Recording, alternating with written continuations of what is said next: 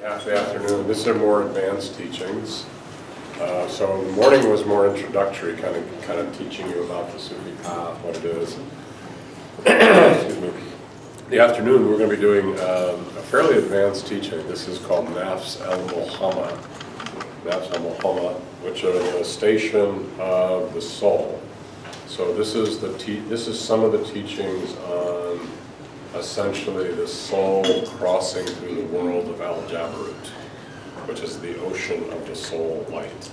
And we're going to talk a little bit about what that's like, but specifically what we're going to be working with is I want to explain to you some of the aspects of the Ma'arifa, which is knowledge, and how it's used in crossing the soul through that ocean of light. All right, so that's why I say it's a fairly high teaching, but I'm sure Allah is giving it to you because you're ready, so we're not going to worry about it.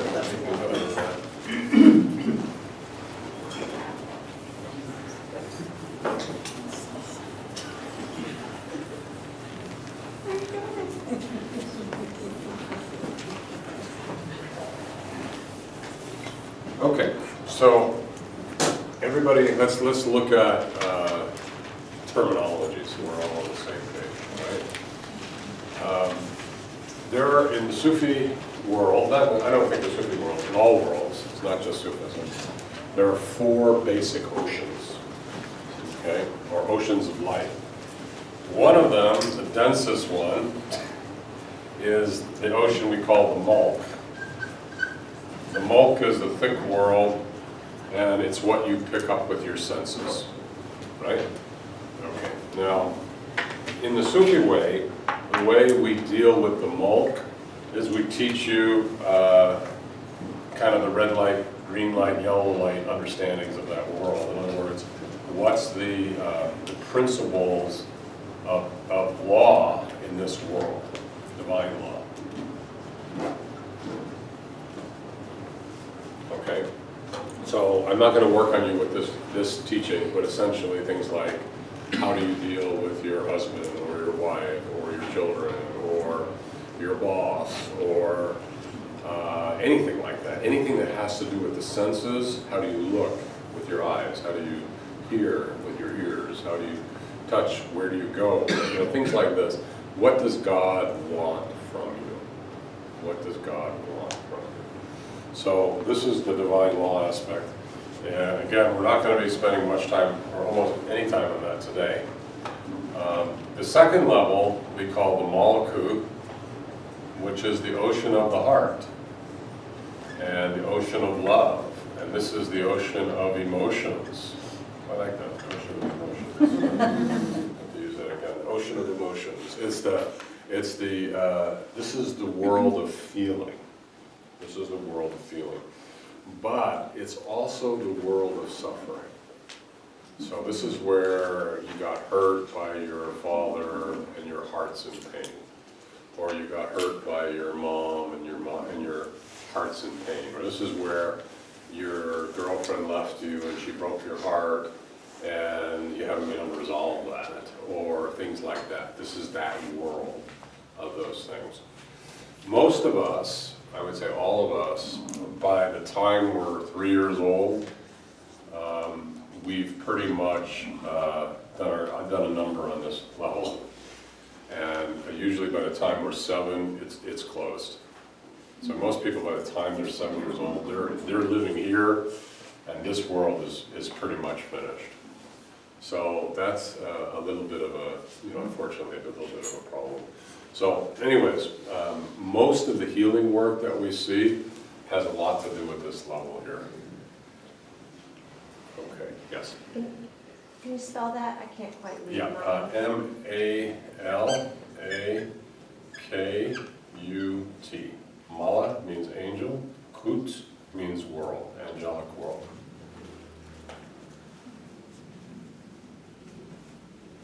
Okay.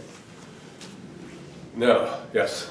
When you say by the word world, are you referring to different frequencies? Frequencies of light, Okay. oceans of light. Okay.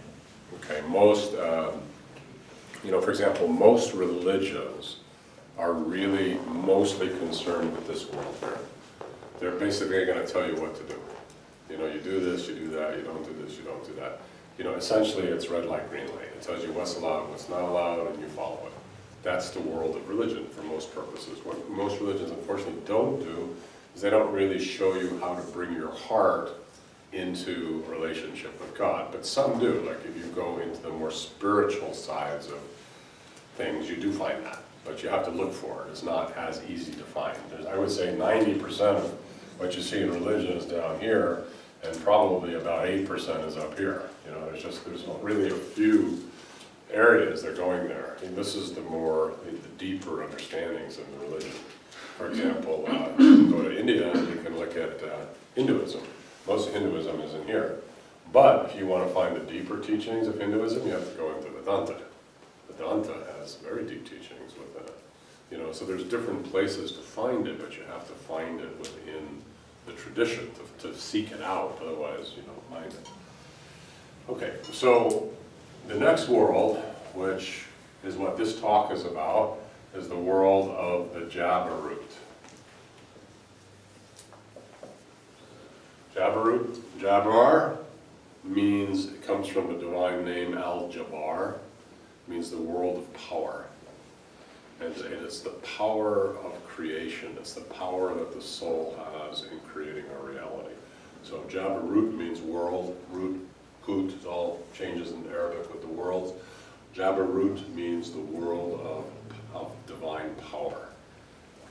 Okay? Now, why is this world so fascinating? Because creation emanates out of this world.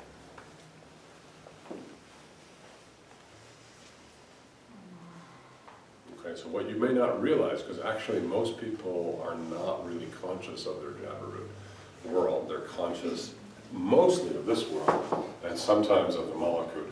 They're conscious of these worlds. Few people are really conscious of the Jabarut world. Again, how many people?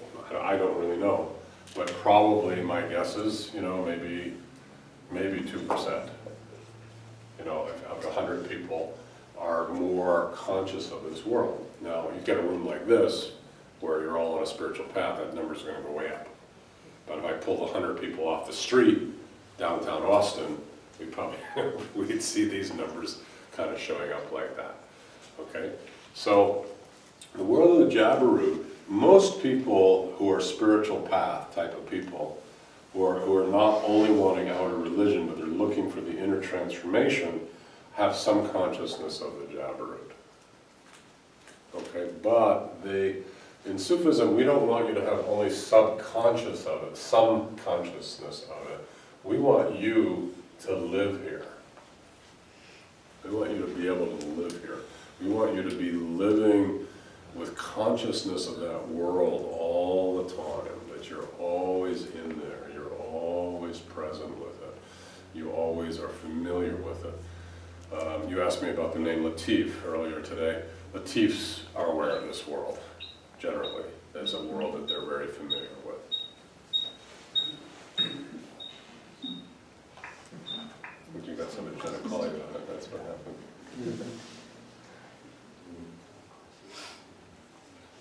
Okay, so this world of walking has a couple of things in it. I want to talk to you about what's in it. We're going to just be focusing on one basic piece. But in this world, this is your soul has what I call a cocoon of light that sits in this world. So you have encapsulated light that surrounds you, that is your soul. Your soul is a cocoon. It surrounds you with light. You sit inside your soul. You meaning this body sits inside of it. Your body is probably, compared to your soul, is about that big. Okay, the soul is actually very vast. Most people think the soul is this little cocoon around us, you know, a few feet out. But the soul actually is probably a couple of miles in its diameter. It's actually quite a big energy. But we're mostly not aware of it. We're just kind of aware of what's close to us. But the souls are very, very big. Inside the soul, we have what the soul is composed of are the soul, we say there are 99 divine names, but really there's a lot more than that. But there's 99 archetypal names. You know, some people in the Sufi tradition we say there actually are 3,000 names. But, you know, other people say, no, there's 10,000 names. So there's arguments over how many are in there. It doesn't really matter. We can just say there's a lot. But the truth is that there are archetypal names that are in there, such as, again, in Sufism, we say, you know, you hear us say a lot, Bismillah, Ar-Rahman, Ar-Rahim. Okay, you're right. This means in the name of the compassionate and the merciful. Okay, so why these two names? Because in a certain level, God in our system identifies itself as the compassionate and the merciful. So for me, these are like critical names. You know, these are like some of the most critical names that there are in our 99 names. And there are either further hadith or statements that say that Ar-Rahman is the kind of primary one. In other words, that there's only Allah gets the name Ar-Rahman. So if there even are hadiths where it says Ar-Rahman or Allah, it makes no difference, they're the same. So that's how esteemed that name is. It's considered a very, very high name. That's it. So these names are very sacred. And everybody has Ar-Rahman, and everybody has Ar-Rahim, and everybody has Al-Wadud, which is divine love, and everybody has Al-Bar, which is goodness, and everybody has, I don't know, give me another one. Aziz. What? Aziz. Aziz, which is strength, Salim. or Salam, which is love, Peace. etc. Yeah, there's many, many names. And they stride through our consciousness. Now, this is the way I hold it, but I kind of look at these names something like, you can laugh at this, but divine mushrooms. Or more like divine tree moss. You ever seen these mushrooms that have kind of like these curved things and they kind of grow up on a tree or on a, they have kind of like, well, that's kind of my experience of the soul, is that in this quality, let's say Al-Rahim, you have these kind of like tree mushroom things that kind of grow on here like this. And every one of these little tree mushrooms are actually essentially turbidities or cloudiness that veil the nature of the divine quality in the world of the soul. Okay? So the world of the soul is the imaginary world. In other words, it's the world of imagination. What you see in the soul world is imaginary, meaning it's not real yet. It could be, it can become real, but it's not real yet. The world of the malakut is what we call the unseen world, and it's the world of experiences that have been internalized. So the malakut world is a world where if you got hurt by your parent and you internalize that light inside of you, and now you're living from this place where you're always afraid that your parent's going to hurt you, that internalized fear and that internalized image of them hurting you and the belief systems that came out of it and the actions that emanated from it, all of it hidden inside of you, is your malakut.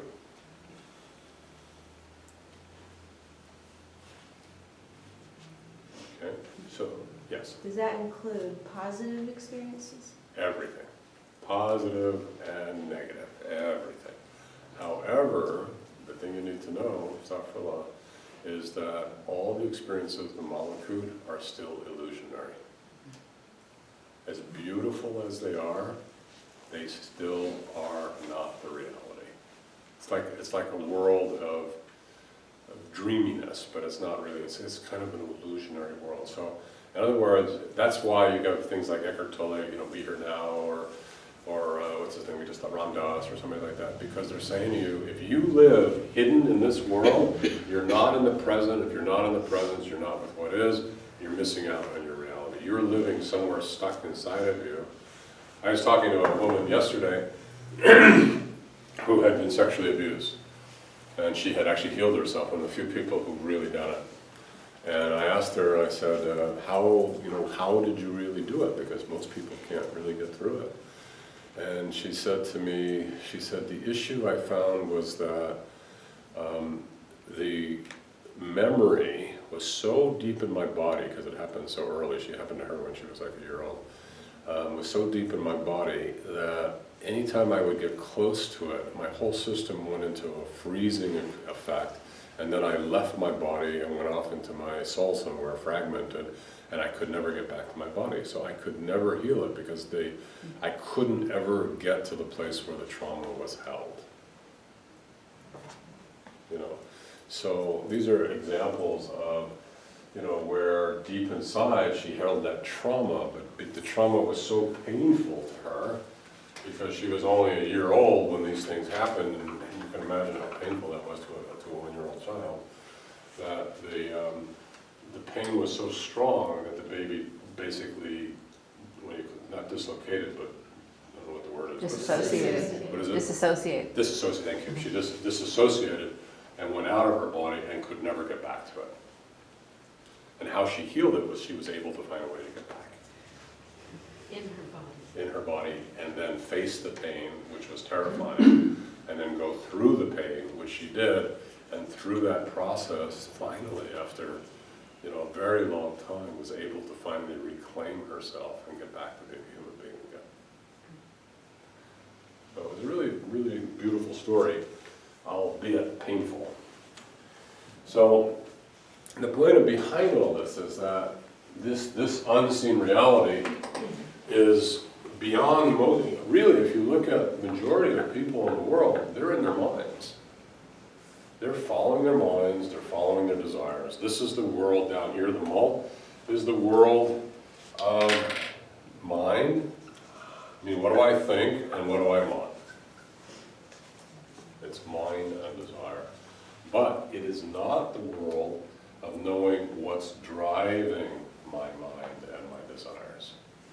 So in this woman we just spoke about down here, her reality was that she could not have intimate relationships, she could not be close to people, she could not have an established relationship. Every time she got into a relationship, she got frightened, she moved away from men, she didn't trust men, and so she could not have a really close relationship with men.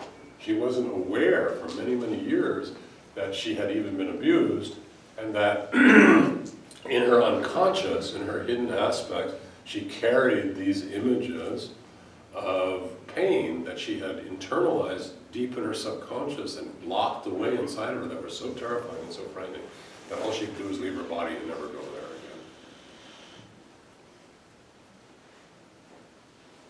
there again. Okay? Now, in the Sufi way, this is a very important world. And in healing, you have to cross through this world. But there's a world behind this which is higher, deeper, and actually responsible for the formation of this world.